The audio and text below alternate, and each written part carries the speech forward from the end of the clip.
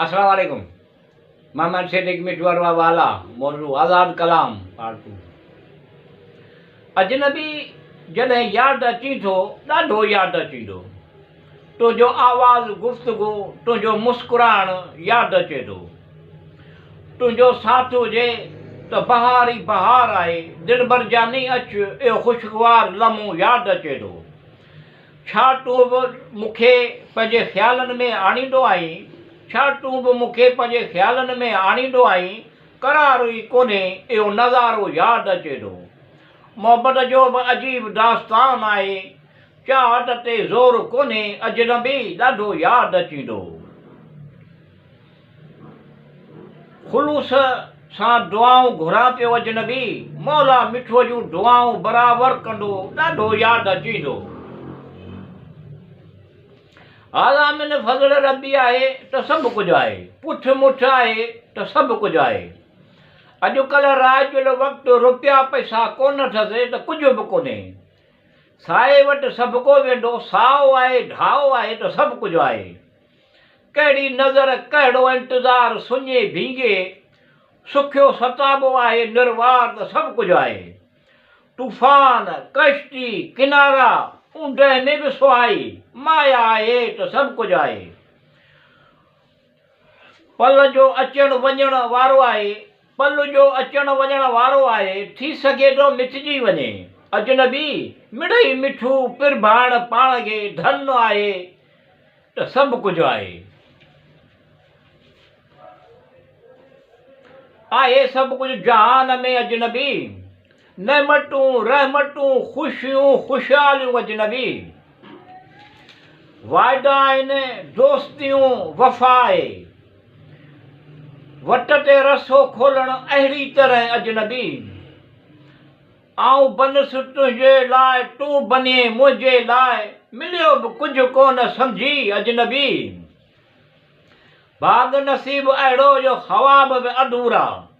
दिलि मन इहे आसिरनि उमेदुनि ते अजनबी। जेकी चाहियो इहो सभु कुझु थींदो। ख़ुशि रहो हर ख़ुशी आहे। जेकी चाहियो इहो सभु कुझु थींदो। दिलि पकी कर ख़ुशि रहो हर ख़ुशी आहे तुंहिंजे लाइ मिठू अजनबी। ॾाहणु सवलो आहे ठाहिणु ॾुखियो आहे। ठहियलु कमु ॾाहण सां अफ़सोस थींदो आहे। अजनबी कुझु बिना इजाज़त जे ॾाहे ॾुखींदा आहिनि। अजनबी कुझु बिना इजाज़त जे ॾाहे ॾुखोईंदा आहिनि। ॾुखाइण लाइ उन्हनि खे शैतान उकसाईंदो आहे। शैतानी कम न करणु घुरिजे। शैतानी कम न करणु घुरिजनि। नफ़रत न करणु घुरिजे। करणु घुरिजे प्यार मोहबत मुक़ररु हद ताईं फ़ाइदो आहे। कंहिंखे त असांजी बि यादि ईंदी अजनबी। ॼाणण वारो ॼाणे थो सुखियो वक़्तु ईंदो आहे। ख़ुशफ़हमी त ॾिस हिमथ अजनबी। तूं मिठूअ जो आहीं त दुनिया हसीन बहार थींदो आहे।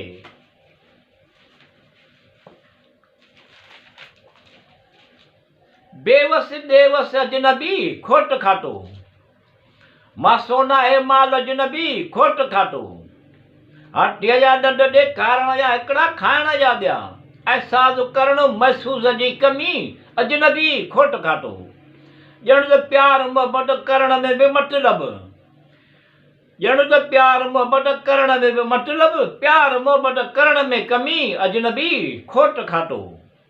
ख़ुलूस करण सां संवरजनि था कम जहान में। ख़ुलूस करण में कमी अजनबी खोट खातो। ॼण सभिनी पासे आहे खोट खातो। सभिनी पासे खातनि में खोट आहे। बेसहारनि जो हमदर्द अजनबी खोट खातो। फुटपाथ ते वेठल बंगुलनि जा ख़्वाब मिठू। फुटपाथ ते वेठल बंगुलनि जा ख़्वाब मिठू। कहिड़ा कहिड़ा सब्ज़ बाग़ ॾेखारे थो अजनबी खोट खातो।